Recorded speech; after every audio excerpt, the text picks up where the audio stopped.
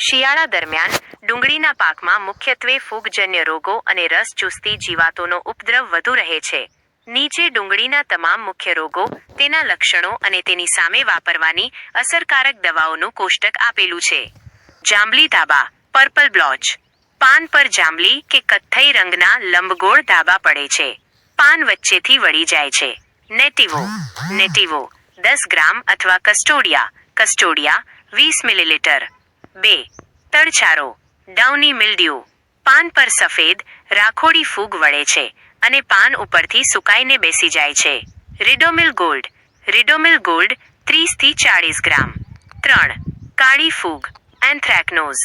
પાન પર કાળા ટપકા દેખાય છે અને પાન પીળા પડી સુકાઈ જાય છે. M45 મેન્કોઝેબ 30 થી 40 ગ્રામ અથવા કેબ્રિયો ટોપ 20 ગ્રામ. 4. થ્રીપ્સ, રસ ચૂસતી જીવાત. પાન પર સફેદ ચટાપટા દેખાય છે.